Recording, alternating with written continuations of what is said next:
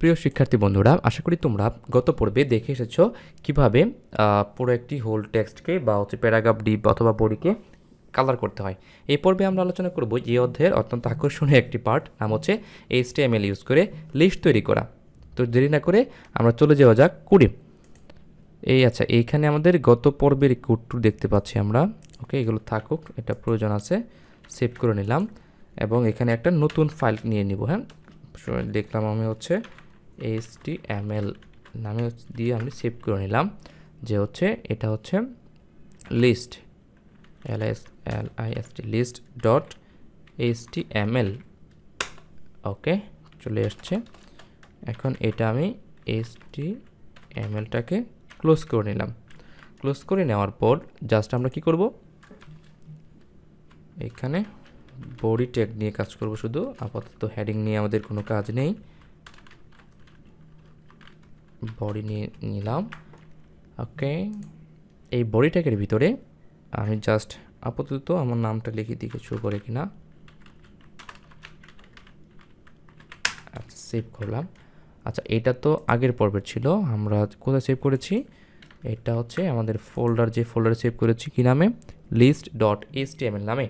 তো এই list dot HTML থেকে আমি আবারও সেই ওপেন উইথ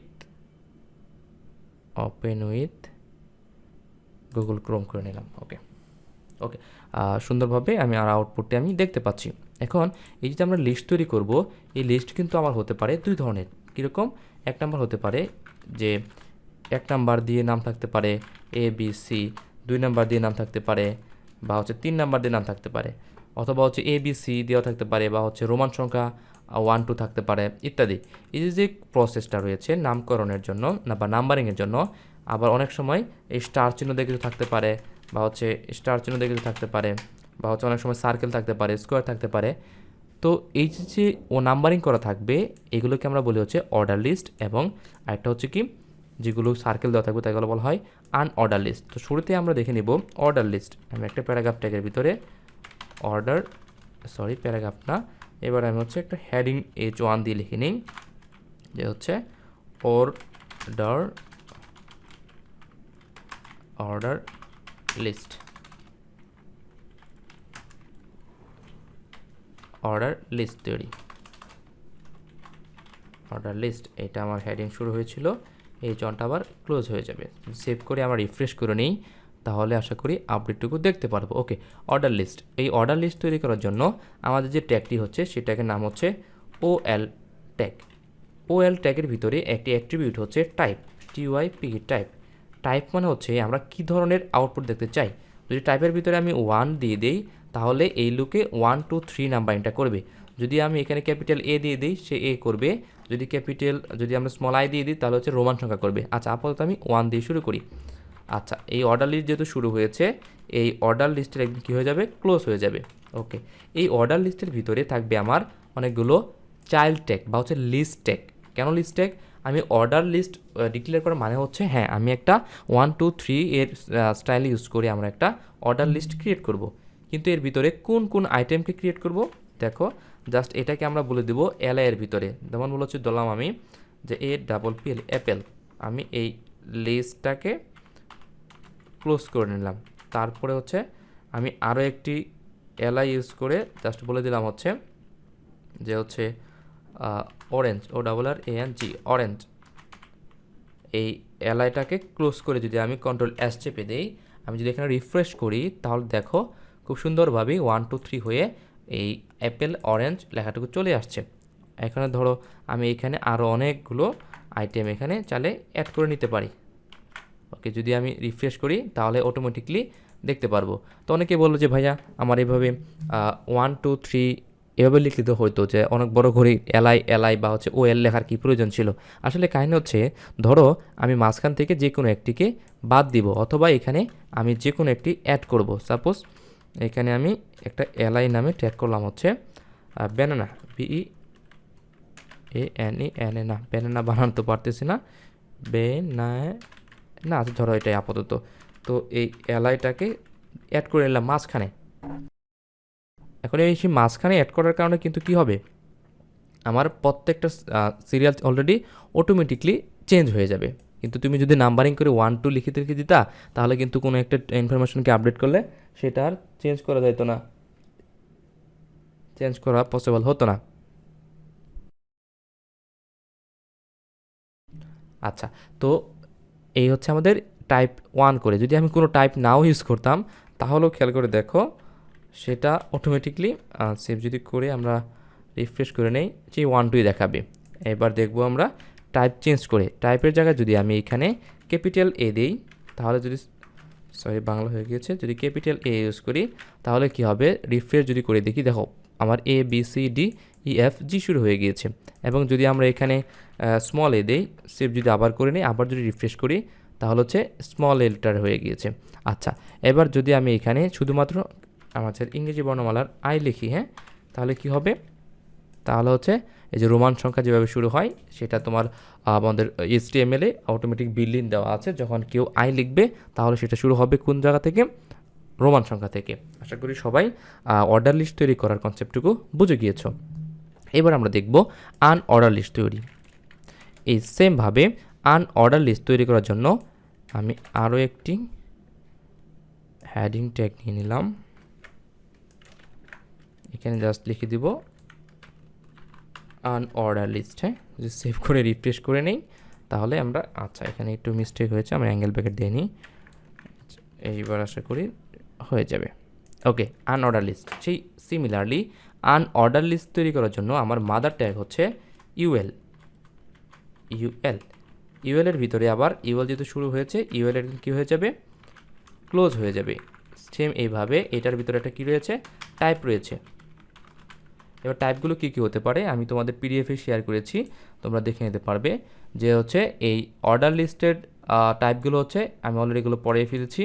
এবং আনঅর্ডার লিস্ট তৈরি করার জন্য যে টাইপগুলো হচ্ছে, একটা হচ্ছে ডিস্ক মানে হচ্ছে সার্কেল হয়ে যাবে একদম বোল্ড করা, এবং সার্কেল মানে হচ্ছে গোলাকার হয়ে যাবে, ভিতরে ফাঁকা থাকবে, এবং স্কোয়ার মানে হচ্ছে স্কোয়ার শেপ হয়ে থাকবে। আর নান মানে হচ্ছে কোনো আইটেম থাকবে না বা কোনো সাইন সিম্বল থাকবে না। ওকে, তো আমরা দেখে নিই। ওকে, আনঅর্ডার লিস্টের ভিতরে আমি জাস্ট এখানে টাইপটা বলে দেব, টাইপ সাপোজ ডিস্ক DISC।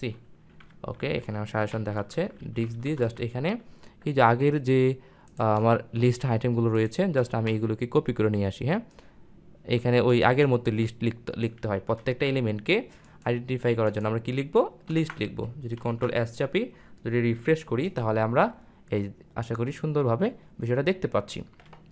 এবং আমরা যদি এখানে টাইপের জায়গায় সার্কেল লিখি, তাহলে কি হবে, CIR সার্কেল যদি লিখি, যদি সেভ আবার করে রিফ্রেশ করে নেই, তাহলে আমরা দেখব সেটা সার্কেল হয়ে গিয়েছে। যদি আমরা এখানে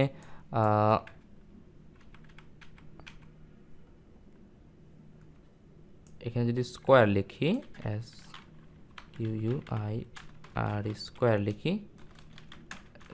লিখি, আমরা যদি আবার সেভ করে রিফ্রেশ করি, তাহলে দেখতে পারবো এখানে কি হয়ে গেছে, SQUIR হচ্ছে না কেন, আচ্ছা এখানে স্কোয়ার বানটা ভুল করেছি, এই হবে। যদি আমরা রিফ্রেশ করি, তাহলে আমরা দেখতে পাবো এখানে স্কোয়ার হয়ে গিয়েছে। আশা করি তোমরা সবাই কিভাবে অর্ডার লিস্ট তৈরি করতে হয় এবং টাইপগুলো কী কী হতে পারে সবাই স্পষ্ট ধারণা পেয়েছো। এখন আমি চাইলে এখানে আরেকটু ডিজাইনিং করতে পারি, তোমরা যেহেতু অলরেডি কালারিং করতে জানো, তাহলে হচ্ছে আমরা কাজ করি, এই অর্ডার লিস্টটাকে একটু কালার করে দিই। হ্যাঁ, STYLE স্টাইল করে দিব। এটা যদিও ম্যান্ডেটরি না, আমি তোমাদের একটু এক্সট্রা দেখাচ্ছি আর কি। CO কালার আমি করে দিলাম হচ্ছে সাপোজ রেড। সেভ যদি করে রিফ্রেশ করি আবার, তাহলে হচ্ছে আমরা রেড দেখতে পারবো। যে হচ্ছে আমরা চাইলে এটাকে আবার অ্যালাইনও করতে পারি। হ্যাঁ, অ্যালাইন যদি আমরা দিয়ে দিই সেন্টার, এটা সুন্দর করার জন্য আমার মেজর যে পার্টটুকু ছিল সেটা আশা করি তোমরা সবাই বুঝে গিয়েছো। ওকে, এটা আমার অলরেডি সেন্টারে চলে গিয়েছে।